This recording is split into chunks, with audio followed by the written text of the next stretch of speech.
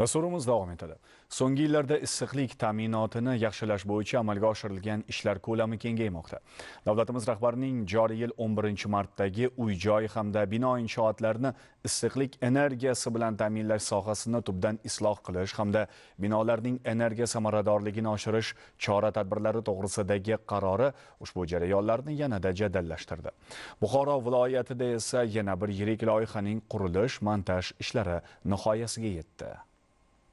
Viloyatdagi ikkita issiqlik ta'minoti korxonalari 808 ta ko'p qavatli uy-joylar hamda 121 ta ijtimoiy soha muassasalarini issiqlik energiyasi hamda issiq suv bilan ta'minlab kelmoqda. E'tiborli jihati, Jahon banki tomonidan ajratilgan 22,6 million dollar mablag'lar hisobiga Buxoro shahrida Buxoro Energiya Markaz aksiyadorlik jamiyati issiqlik korxonasida o'tgan 2 yil ichida markazlashtirilgan issiqlik ta'minoti tizimini rekonstruksiya qilish va energiya samaradorligini oshirish loyihasi amalga oshirildi. Ushbu loyiha viloyatda tizim samaradorligi uchun yangi bosqichni boshlab berdi. Qozonlarni boshqarishga 10 kishigacha bir smenada agar ishtirok etgan bo'lsa, hozirgi yangi qozonxonamizda smenada faqatgina bor yo'g'i 2 kishi qozonlarni boshqarishga ishtirok etadi. Qozonlarning afzalliklaridan yana bir tomoni bu avtomatlashtirilgan mana deyamiz, to'liq o'sha jarayon yoqishdan boshlab o'chirishgacha temperaturani boshqarish, bosimni boshqarish hammasi avtomatik tarzda olib boriladi va bu tashqaridagi ob-havoni darajasi bilan birgalikda amalga oshiriladi.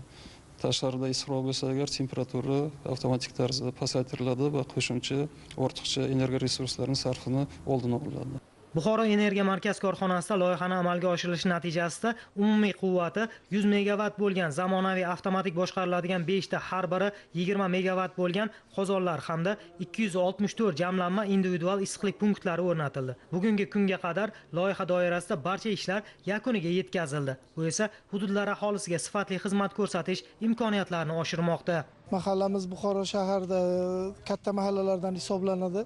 26 ta ko'p qavatli domimiz bor. Hozir mana energiya markazi yanada qulay qilib berish uchun issiqlikni ta'minotini berish uchun har bitta domga alohida punkt qilib issiqlik suvini yetkazib beryapti. Oldinlari uzilishlar bo'lardi.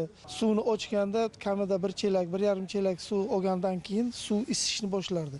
Mana bu qulayliklar qilib bergandan keyin hozir suvni ochganidan qo'lni kuydiradigan darajada bo'lyapti. Har bitta ko'p kvartirali uylarning oldida mana shuna individual issiqlik punktlari o'rnatilgan. Qozonxona ko'p kvartirali uyning oldida yaqinda issiq suvni ta'minlab beryapti degani. Buning natijasida yo'qotishlar 2 barobarga kamayadi va energiya samaradorlikning asosiy maqsadi ham mana shunda. Kvartiralarning issiqlik energiyasiga bo'lgan xarajati, iste'moli mavsumda kamida 20% ga kamayadi.